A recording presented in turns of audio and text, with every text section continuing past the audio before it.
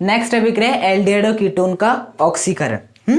तो हम क्या करेंगे, एल्डिहाइड का ऑक्सीकरण करेंगे और कीटोन का ऑक्सीकरण करेंगे। देखो एल्डिहाइड क्या होता है आपका CH3 C⋯OH, ये है आपका एल्डिहाइड।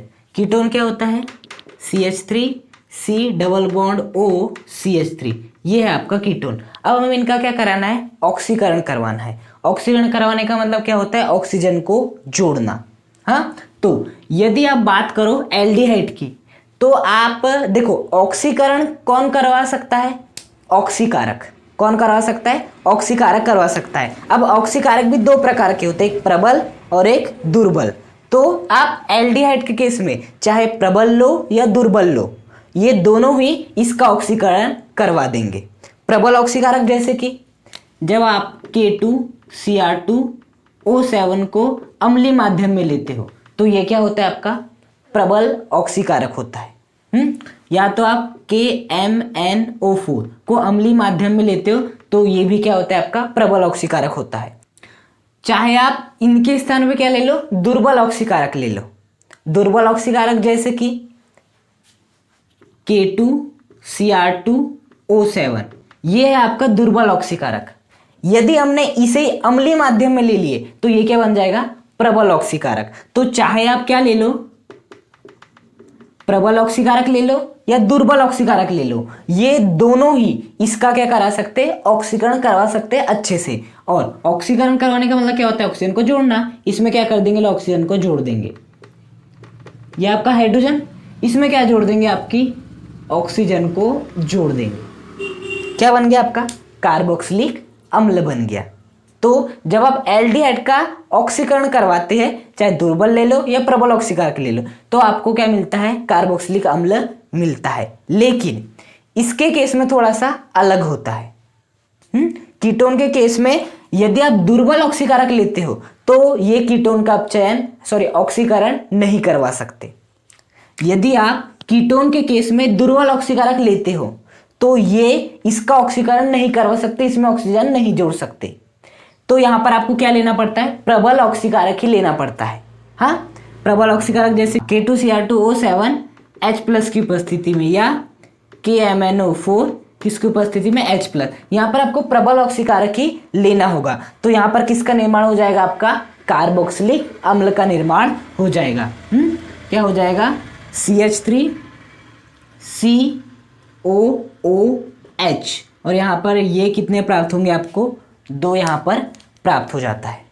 हाँ, अब ये होता कैसे है उसे जानना है आपको। हमने ये तो देख लिया कि यदि आप कीटोन का क्या कराते हो, ऑक्सीकरण करवाते हो, तो हमें कार्बोक्सिलिक अम्ल के 2 अणु प्राप्त होते हैं। अब ये होता कैसा है, देखो यहाँ पर ये वाला जो कीटोन है ना, ये वाला कीटोन आपको कार्बोक्सिलिक अम्ल नहीं दे सकता। हाँ, आपको यदि कार्बोक्सिलिक अम्ल प्राप्त करना है, यदि आपको कार्बोक्सिलिक अम्ल प्राप्त करना है तो यहाँ पर आपको CH3 के स्थान पे क्या लेना पड़ेगा, CH2CH3 लेना पड़ेगा। क्या लेना पड़ेगा, CH2CH3। अब इसका हम क्या करा रहे, प्रबल ऑक्सीकारक की उपस्थिति में ऑक्सीकरण करवा रहे। तो देखो यहाँ पर होता क्या है, हाँ देखो आपको क्या करनी रहती है, यहाँ पर चेन को काटना रहता है। हम क्या करते हैं, देखो यहाँ पर चेन को काटना रहता है। इस प्रकार से हम चेन काटते हैं, इसको हम एक OH देते हैं और इसको हम एक OH देते हैं, ऐसा करते हैं। तो देखो यहाँ पर भी चैन को काटने के 2 तरीके हैं। चैन को काटने के भी 2 तरीके हैं। अब 2 तरीके कौन से, या तो चैन यहाँ से कट सकती है या तो चैन आपकी यहाँ से कट सकती है। अब देखते हैं, हाँ यदि चैन आपकी यहाँ से कटती है तो क्या होगा, ये वाला जो C⋯O है वो किन के साथ जाएगा, CH2CH3 के साथ जाएगा। लेकिन यदि चैन कहाँ से कटती है, यहाँ से कटती है, तो जो आपका C⋯O है वो किसके साथ जाएगा, CH3 के साथ जाएगा। अब हमें सोचना है ये C⋯O इसके साथ में जाना अच्छा पसंद करेगा या इसके साथ में जाना। तो याद रखना एक नियम होता है आपका, पोपॉफ का नियम। किसका नियम होता है, पोपॉफ का नियम। पोपॉफ का नियम ये कहता है कि जब आपकी चैन टूटती है तो C⋯O हमेशा कम कार्बन वाले के साथ जाता है।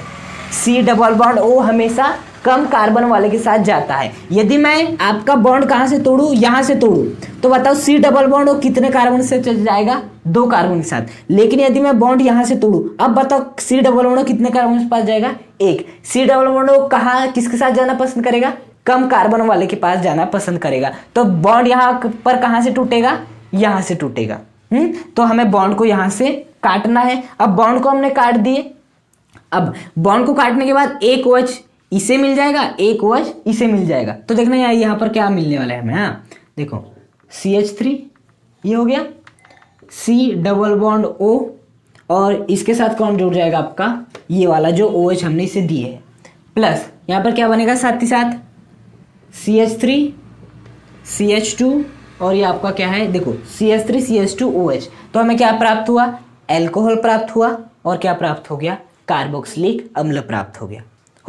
अब देखो हमने क्या लिए है, प्रबल ऑक्सीकारक लिए है, K2Cr2O7H+ की उपस्थिति में KMnO4H+ की उपस्थिति। तो पता है ये जो है ना प्रबल ऑक्सीकारक, इसका भी क्या करा देते हैं, ऑक्सीकरण करवा देते हैं।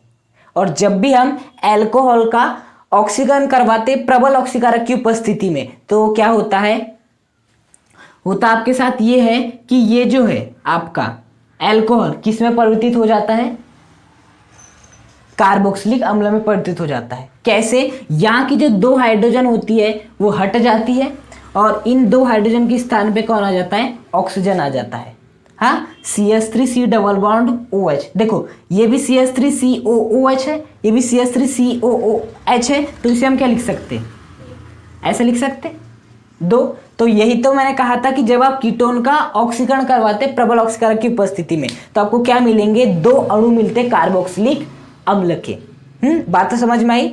और हमें इसका हम और एक एग्जांपल देते हैं जिससे कि आपको बेहतर तरीके से समझ में आएगा कि कीटोन का ऑक्सीकरण होता कैसे है।